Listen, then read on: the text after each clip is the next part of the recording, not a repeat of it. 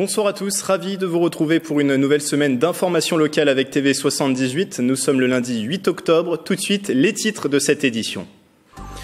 La commanderie a joué les prolongations samedi soir. Le site d'Elancourt participait à la Nuit Blanche, opération culturelle lancée à Paris. Et jusque tard dans la nuit, les visiteurs ont pu profiter d'une exposition et de spectacles d'artistes du territoire. Une soirée placée sous le signe du corps humain. Il doit relier Saint-Cyr-l'École à Saint-Germain-en-Laye en 30 minutes. Le tram 13 doit être mis en service en 2021. Les travaux de la ligne ont officiellement démarré vendredi. Inauguration en présence de la présidente de région Valérie Pécresse. 4 millions de voyageurs par an devraient emprunter ce nouveau réseau. Et puis ce dimanche, c'est la deuxième édition du Salon de la rénovation énergétique. L'événement se tient à la ferme du Manet de Montigny-le-Bretonneux. Les particuliers pourront trouver toutes les réponses à leurs projets de rénovation d'habitat. Nous en parlons avec notre invitée Tiffany Buzot. Autre invité dans ce journal, Pierre Cogent, président de la Fédération française du bâtiment des Yvelines, pour évoquer un autre salon, TechBat 78, ce vendredi à Saint-Rémy-les-Chevreuses. Ils étaient nombreux à lui rendre un dernier hommage. Samedi, Charles Aznavour a été inhumé au cimetière de Montfort-l'Amaury. Le chanteur décédé le 1er octobre reposera dans le caveau familial qu'il venait visiter régulièrement auparavant. Des dizaines d'habitants et de fans se sont réunis place de l'église. Le cortège funéraire a été applaudi au passage. Un « Emmenez-moi » a même été entonné. Micro tendu aux personnes présentes pour cet hommage par Mélanie Poquet. Je suis en France depuis 17 ans, je connais un peu de Charles Aznavour. Je ne connais pas toutes les paroles. En fait, les chansons, ça m'a touché beaucoup. On aimait beaucoup ses chansons, et puis que je suis de Montfort-l'Amaury. Un grand chanteur, un poète. Bon, j'ai beaucoup aimé. C'est toute ma jeunesse, hein. C'était un grand monsieur quand même. Il est de la génération de ma maman qui l'aimait beaucoup et que je l'ai entendu dans toute mon enfance. C'est pour ça que j'avais envie d'accompagner sa dernière demeure. C'est très important parce qu'il est né la même année que mon papa. Et j'ai une pensée pour mon papa qui est toujours en vie. J'ai beaucoup aimé ce chanteur, ses chansons. Et puis moi je suis d'ici, je savais qu'il aimait beaucoup venir ici aussi. Ma petite sœur qui est encore plus jeune que moi et vraiment connaît ses chansons, connaît ses textes. On a baigné dedans depuis toute petite, donc voilà. C'était important d'être là aujourd'hui. La commanderie a donc fait durer le plaisir. Ce samedi, elle participait à la Nuit Blanche, une opération culturelle initiée sur Paris. Jusqu'à minuit, le site d'Elancourt a accueilli curieuses et passionnés autour d'artistes du territoire et autour aussi d'une exposition. Retour sur cette soirée avec Mélanie Poquet. 21h, elle brillait pour accueillir le public. Pour sa première soirée sous son nouveau nom, la commanderie donnait au public des étoiles plein les yeux en faisant nuit blanche. C'est une manifestation nationale pour faire reconnaître tout ce qui est dans le domaine de la culture.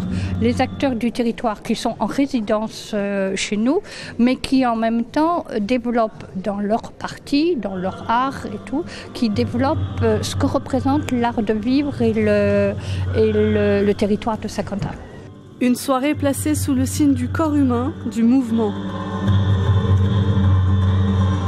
Un corps humain qui devient constellation. Avec sa nouvelle installation, l'artiste Maflo Pasdoué entraîne au cœur de la voûte céleste.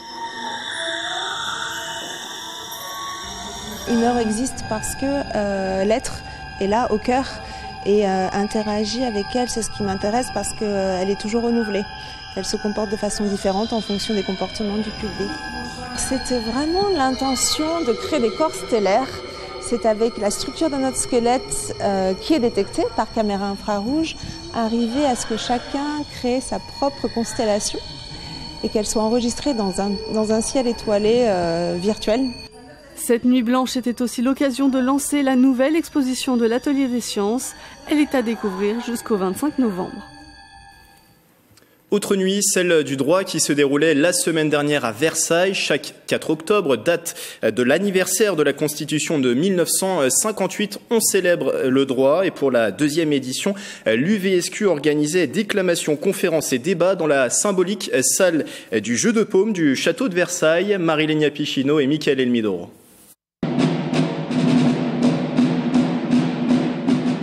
Il y a 230 ans, dans cette même salle, les députés du tiers-État ont fait le serment de ne pas se séparer avant l'élaboration de la toute première Constitution française. Les droits naturels, inaliénables et sacrés de l'homme, Pour cette deuxième édition de la Nuit du droit, l'Université Versailles-Saint-Quentin a décidé de mettre à l'honneur un texte fondateur, la Déclaration des droits de l'homme et du citoyen de 1789. On a tous l'impression de connaître la Déclaration des droits de l'homme et du citoyen et finalement on se rend compte qu'en le lisant, en le relisant, il est assez mystérieux. J'ai envie de dire même que tous les juristes ne le connaissent pas si bien que ça. Et nous avons choisi de travailler sur ce texte et de le présenter au public pour mieux le faire connaître. 3 étudiants ont travaillé durant plusieurs semaines pour déclamer ce fameux texte face au public. De me retrouver dans cette salle pour cet événement et de pouvoir déclamer ici, ça a vraiment du sens pour moi et non, c'est une grande chance.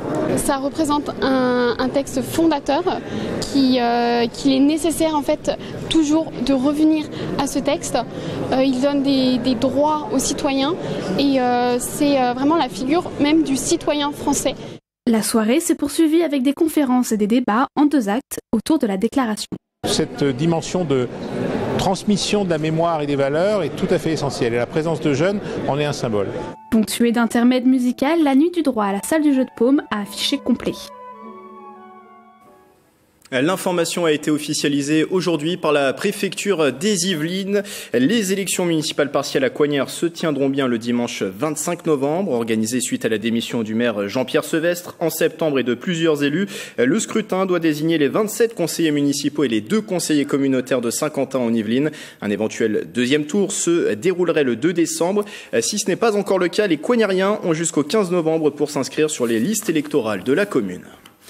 Un salon pour les professionnels du BTP, TechBat 78, se déroule ce vendredi. C'est au domaine de Saint-Paul à Saint-Rémy-les-Chevreuses. Sur place, une 50aine d'exposants pour aborder les techniques, nouveaux produits et solutions innovantes en matière de bâtiment. C'est un rendez-vous organisé par la FFB 78. Avec nous en plateau son président, Pierre Cogent. Bonsoir. Bonsoir. La FFB 78, c'est bien sûr la Fédération française du bâtiment des Yvelines. Alors avant de présenter ce salon, comment se porte le secteur du bâtiment en ce mois d'octobre? En ce mois d'octobre, on a eu une année qui a démarré pas trop mal. On a des carnets à peu près pleins, mais on s'inquiète un peu pour l'avenir. L'hiver arrive et c'est un peu les commandes sont un peu légères à arriver et c'est un peu une inquiétude de nos adhérents. Alors l'un des enjeux pour le monde du bâtiment aujourd'hui, et c'est en lien d'ailleurs avec ce salon TechBat, c'est de regarder vers l'avenir, c'est ça? C'est s'adapter à l'avenir? Oui, parce qu'on organise ça avec notre bureau et les conseils d'administration. On a nos adhérents qui ont du mal au jour le jour à voir ce qui se passe parce que tout va très vite. Donc on a organisé ce salon-là pour leur faire voir un peu ce qui se passe aujourd'hui, l'évolution d'aujourd'hui et surtout de demain. C'est demain il va falloir se mettre un peu à la page. Donc on a un salon avec 47 exposants et les gens qui vont être organisés par nos partenaires avec tous les produits nouveaux. On a les drones, les demi-drones, on a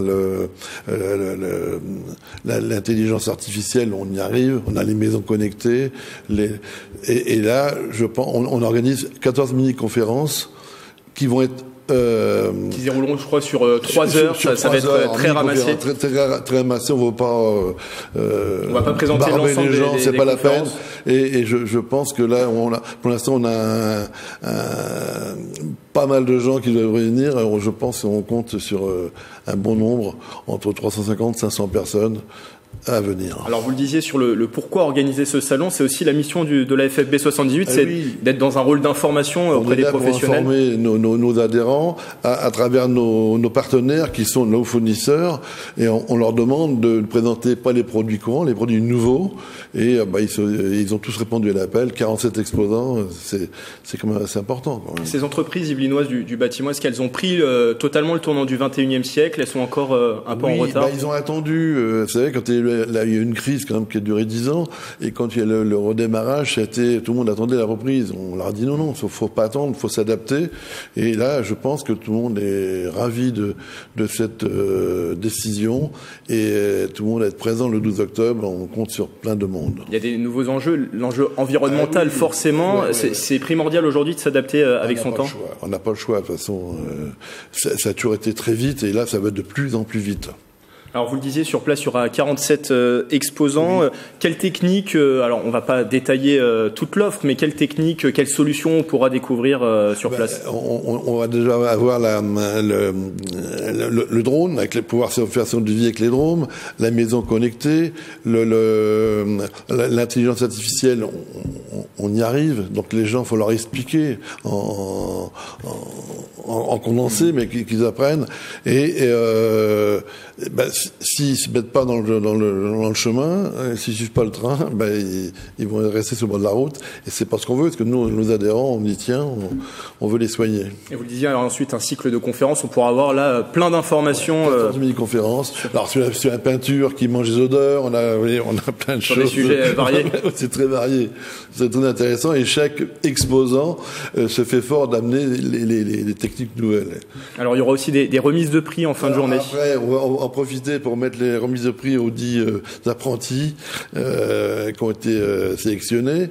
On a aussi 2 prix d'innovation, dont un qui a été distribué par Technal dans la West Metal, et un autre qui s'est occupé de ravalement avec les techniques énergétiques. Donc on se fait un plaisir de les mettre à l'honneur ce jour-là de plus. Quelles sont vos espérances pour vendredi? Un maximum de participants? Pour l'instant, on a 350 de venus. Alors, on a aussi ce jour-là, comme c'est les coulisses du bâtiment, on a profité de faire venir 5 collèges. On a 200 jeunes qui vont venir de 13h à 15h pour leur expliquer un petit peu ce qu'est le bâtiment. Donc là, c'est du métier nouveau. Donc c'est pas, je pense que ça va plaire. Ça embauche le bâtiment aujourd'hui? Ça embauche fébrilement, ils ont du mal. Les gens essaient de faire sans embaucher, mais on voudrait que ça s'embauche ou travailler autrement. Et on a aussi, on a eu hier une nouvelle importante. On a 50 élèves ingénieurs qui viennent de l'ISA, de Strasbourg, qui se joignent à nous, donc c'est sympa. Voilà. Merci Pierre Cogent d'avoir été avec nous. Je rappelle que vous êtes le président de la Fédération française du bâtiment des Yvelines, et ce salon TechBat 78, c'est ce vendredi au domaine de Saint-Paul à Saint-Rémy-les-Chevreuses. Avant de parler d'un autre salon qui parle d'habitat, c'est un projet très attendu par les Yvelinois. Les travaux du tram 13 sont engagés. La ligne promet notamment un temps de parcours de seulement 30 minutes entre Saint-Germain-en-Laye et Saint-Cyr-l'École. Vendredi, plusieurs élus ont inauguré les travaux d'infrastructure du site de maintenance et de remisage. Les précisions avec ce sujet de Manon Varaldo et Mickaël Elmidoro. La première pierre du tram 13 a été déposée. Cette ligne de tram actuellement en travaux relie Saint-Cyr à Saint-Germain. Une seconde phase de travaux prolongera la ligne du tram 13 de Saint-Germain à Achères. Un projet attendu par les Yvelinois. 4 millions de voyageurs par an emprunteront cette ligne qui entrera en correspondance avec le RER-C et les Transiliens A, L, N et U. Nous avions vraiment l'impression d'être abandonnés au niveau du réseau des transports en commun. C'est bien beau d'avoir tous les transports qui vont avec ce réseau en étoile que nous connaissons, mais qui passent par le centre, c'est-à-dire Paris, et de ne pas avoir de relation de banlieue à banlieue. Le tram 13 circulera de 6h à minuit en semaine et le samedi est de 6h30 à 22h les dimanches et jours fériés. Une façon de désengorger les Yvelines et limiter les embouteillages avec une ligne soucieuse de son environnement. Nous avons droit aussi à des transports écologiques, propres, silencieux et qui nous permettent de ne plus prendre nos voitures et de ne plus nous retrouver dans des embouteillages monstres. Donc ce tramway, la région l'a sauvé, l'a porté à bout de bras, on en finance plus de la moitié. C'est un tramway qui va permettre de résoudre notamment la problématique des embouteillages à Saint-Germain-en-Laye. Et c'est un tramway qui se poursuivra jusqu'à Poissy-Achères, donc il y a aussi une dimension sociale parce que ça permettra aux habitants de la vallée de la Seine de venir travailler à Saint-Germain-en-Laye, à Versailles, à Saint-Quentin-en-Yvelines. La durée du chantier du tram 13 est estimée à 4 ans pour une mise en service en 2021. Nouveau salon et nouvelle invitée avec moi en plateau, Tiffany Buzeau, bonsoir. Bonsoir.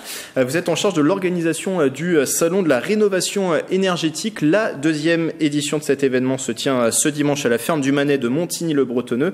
Après la première édition de l'an passé, c'est la deuxième édition. Pourquoi proposer à nouveau ce salon ? L'année dernière, en fait, nous avons eu donc 250 visiteurs, donc ce qui était en fait largement au-dessus de ce qu'on avait espéré. Du coup, ça montre en fait qu'il y a vraiment une demande et qu'il y a un besoin des particuliers de se renseigner sur la rénovation énergétique. Du coup, on a lancé une deuxième édition pour les personnes qui n'ont pas pu venir l'année dernière. Et également, il y aura une spécificité par rapport à l'année dernière, c'est-à-dire que Saint-Quentin-en-Yvelines a réalisé une thermographie aérienne. Donc en fait, ça permet depuis un hélicoptère en fait de survoler les 12 communes de l'agglomération. Et ensuite, c'est interprété. Donc il y a une caméra infrarouge et c'est interprété par un bureau d'études qui va regarder. En fait, ça permet de voir les déperditions depuis la toiture en fait de tous les logements. Et donc on pourra avoir ce résultat sur place. Exactement. En fait, les particuliers, donc les propriétaires qui viennent avec un justificatif de propriété, pourront regarder en fait la thermographie de leur logement avec le bureau d'études qui a élaboré la thermographie. Alors comme l'an passé, ce salon est proposé par la plateforme Repère Habitat, je prononce bien. Oui. Qu'est-ce que c'est cette plateforme ? Donc alors c'est une plateforme de rénovation qui est publique, donc c'est là le mot important, public. Donc en fait, nous, on porte donc une mission de service public, c'est-à-dire que le conseil indépendant sur tout ce qui est la rénovation énergétique dans le logement. Donc en fait, on parle d'isolation, on parle de chauffage, on parle de ventilation. Et donc le but, c'est que nous, on donne vraiment un regard neutre sur tous les isolants, tous les systèmes de chauffage, savoir les inconvénients et les avantages. Donc en fait, dans ce cadre-là, les particuliers peuvent s'inscrire à la plateforme et dans ce cas, ils peuvent avoir accès à un annuaire d'artisans qui sont nos partenaires. Alors c'est un salon qui est en plein dans l'actualité. Les experts du GIEC viennent de lancer une nouvelle alerte sur le réchauffement climatique. Ils tablent sur un réchauffement d'1,5 degré entre 2030 et 2052. Est-ce que la rénovation énergétique, c'est une solution efficace pour se joindre à cette lutte contre le réchauffement climatique ? Oui. Bah, du coup, en fait, faut savoir que le bâtiment, c'est 44% de la consommation d'énergie en France. Et en fait, donc, qui dit consommation d'énergie fossile dit en fait CO2 dans l'atmosphère. Du coup, en fait, il y a à peu près 7 millions de maisons en France qui sont classées F ou G, donc sur les classements. Ça veut dire qu'elles consomment à peu près 6 fois et demi plus que les logements qu'on construit actuellement. Donc en fait, là, il y a un vrai potentiel. Qu'est-ce que ça permet concrètement aux particuliers de rénover son habitat, faire une rénovation énergétique ? On pense d'abord à des baisses dans des factures d'électricité notamment. Oui. Il y a d'autres bienfaits ? En fait, le premier bienfait, ça va être le confort. Parce qu'en fait, par exemple, si on a une maison mal isolée, on va pouvoir chauffer la maison à 20, on va se dire 20, c'est une bonne température. En fait, si l'air est à 20, mais que le mur derrière moi, il est à 12 ou qu'il est à 15, en fait, ce que je vais sentir, c'est pas du tout 20. Ça va être la moyenne des deux. Et du coup, en fait, on peut consommer beaucoup de chauffage et en fait être toujours inconfortable. Alors que quand on isole en fait le logement, du coup on va couper cette paroi froide, on va avoir une température bien plus homogène et puis en plus on va avoir besoin de moins d'énergie à apporter à la maison pour la chauffer puisque l'énergie va pas ressortir par les murs ou la toiture. Et si on souhaite rénover son habitat, comment on définit son projet de rénovation énergétique ? Alors en fait ça dépend vraiment de toutes les maisons, ça dépend de l'année de la construction, ça dépend de l'architecture, ça dépend des matériaux qui ont été utilisés. Du coup en fait nous dans la mission Espace Info Énergie, en fait les particuliers peuvent venir me voir et donc ils viennent avec donc soit un DPE, soit ils peuvent venir avec des plans, des photos, l'année de la construction et nous on peut déjà expliquer quelles sont les priorités, qu'est-ce qui est adapté. Sinon si on veut vraiment avoir quelque chose de très précis, on peut faire appel à un bureau d'études thermiques qui va venir chez vous, qui peuvent venir avec une caméra thermique, faire tous les points et qui vont vous dire par exemple si on isole par l'extérieur, on va faire tant d'économies d'énergie. Après cette rénovation énergétique, il y a quand même un entretien, il y a des actions à réaliser sur son habitat ? Ça dépend des systèmes en fait. Si on est sur des systèmes de chauffage, il y aura toujours une maintenance. Après, si on est sur d'isolation, il n'y a pas d'entretien à faire. Si ce n'est, si on isole bien, il faut bien penser à ce qu'il y a un système de ventilation, parce que du coup, pour bien renouveler l'air. Mais sinon, en fait, ça, c'est des choses qui se font, ça se demande en fait au moment de l'installation en fait. Et puis ça dépend de ce qu'on met. Il nous reste un peu moins de 2 minutes dans cet entretien. Le programme du salon, quel est-il ? Alors, donc il y aura évidemment la thermographie aérienne qui sera toute la journée. À 10h30, il y aura la visite d'une maison rénovée. Donc cette maison, elle a remporté le concours maison économe de l'année dernière. Très bien. Donc il y a plusieurs étapes. Ce sera à Montigny. Les personnes qui sont intéressées, il faut s'inscrire au préalable en fait, donc sur notre site internet. Sinon à 11h, il y aura une conférence sur le bioclimatisme en rénovation, donc comment intégrer cette valeur-là en rénovation. À 13h30, il y aura une conférence sur justement comment élaborer son projet, quels sont les pièges à éviter, par quoi on commence. Et à 15h30, il y aura le témoignage donc d'un particulier qui a rénové sa maison de manière performante. Donc c'est un architecte qui a fait ça dans sa maison. Du coup, c'est un témoignage qui va être assez précis, assez technique et très intéressant, je pense, pour les particuliers qui ont un projet. Et toutes ces informations, on les retrouve bien sûr sur le site internet énergie-sky qui s'affiche en bas de l'écran. Merci Tiffany Buzeau d'avoir été avec nous. Merci. Je rappelle que vous êtes en charge de l'organisation de ce deuxième salon de la rénovation énergétique. Il est au programme ce dimanche à la ferme du Manet à Montigny-le-Bretonneux et précisons-le, l'entrée sera gratuite. Allez, il va y avoir du sport tout de suite dans ce journal.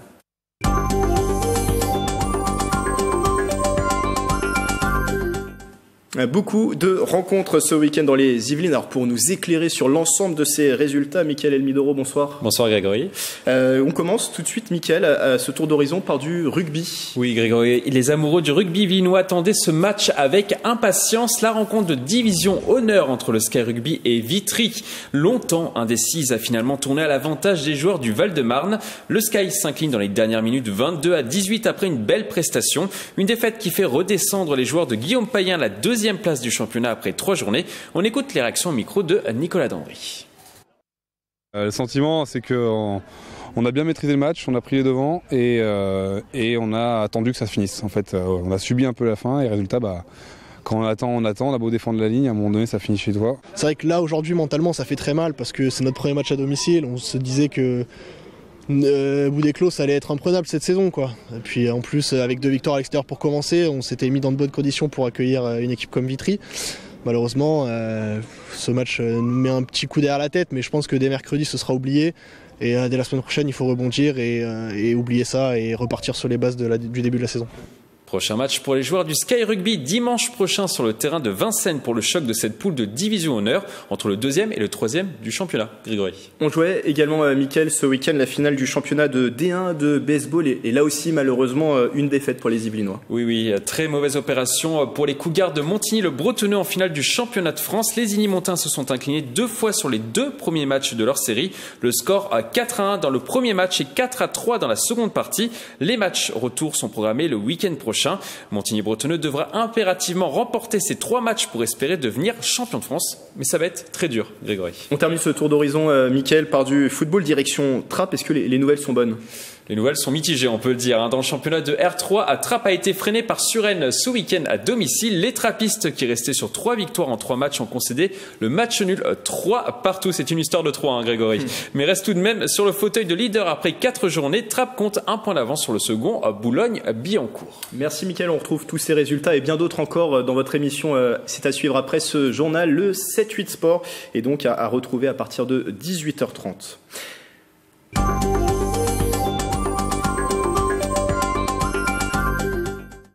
Chaque lundi depuis le début de cette saison, nous vous faisons découvrir ce territoire à cheval sur 2 départements, les Yvelines et l'Essonne, le parc naturel régional de la Haute-Vallée de Chevreuse. Ce soir, départ en observation sur la colline atypique du parc, celle de Gravel à Saint-Lambert-des-Bois. Un reportage signé Jules Colly. Étudier cette prairie afin de s'assurer du développement de la biodiversité locale, voilà l'une des missions d'Olivier Marchal, chargé d'études au parc régional de la Haute-Vallée de Chevreuse. Nous le retrouvons aujourd'hui sur l'un des sites d'intérêt écologique les plus riches du parc, où sont fréquemment effectués des suivis afin de rendre compte de l'état de santé de ces espaces. Donc là on se trouve sur la commune de Saint-Lambert-des-Bois, on est sur la prairie de la Gravelle qui est une prairie qui appartient au parc naturel régional et on est venu en fait sur la partie basse de la prairie voir où en était un certain nombre de plantes rares qui poussent ici. Principalement on voulait aller voir les stations de l'inaigrette, c'est une petite plante en fait qui va pousser dans les tourbières et dans les prairies tourbeuses comme on a ici. Et qui est une espèce qui est protégée et qu'on suit un peu régulièrement, voir si elle se maintient bien. L'enjeu, c'est de voir si globalement, en termes de biodiversité sur le parc, on n'a pas une perte, si ces espèces très rares, elles arrivent à se maintenir. Et en plus, ici, on est sur une prairie qui est gérée par le parc. L'idée, c'est aussi d'adapter la gestion qu'on pratique. Une gestion qui, depuis presque 20 ans, permet à la prairie de la Gravelle de ne pas s'enfricher malgré l'abandon du pâturage par l'agriculture dans les années 60. Outre la flore, la faune est aussi préservée par l'entretien de ces espaces et offre ainsi de beaux foyers à ses habitants. Associé à ces groupements de plantes, on va avoir beaucoup d'espèces d'animaux aussi qui sont assez remarquables, notamment des insectes, beaucoup d'insectes. Donc aujourd'hui on a pu observer le nacré de la sanguiforme, qui est un papillon qui vit sur la reine des prés, sur une plante typique de ces prairies humides. C'est vraiment un enjeu fort du parc de rouvrir ces prairies humides dans les fonds de vallée, pour la faune, pour la flore, pour les paysages aussi, puisque ça rouvre des perspectives, des vues sur le paysage. Et puis ça a un rôle aussi à jouer sur le maintien d'une agriculture dans le parc. De nombreuses raisons qui expliquent donc les suivis réguliers de 12 sites représentant une superficie de 60 hectares d'espace naturel au sein de la vallée de Chevreuse. C'est la fin du 7-8 journal. Cette édition et l'ensemble de ces reportages sont à retrouver sur notre site internet et notre application mobile TV78. Dans un instant, je vous rappelle ce rendez-vous, nouveau numéro du 7-8 Sport présenté par Mickaël Elmidoro. Belle soirée et excellente semaine avec TV78.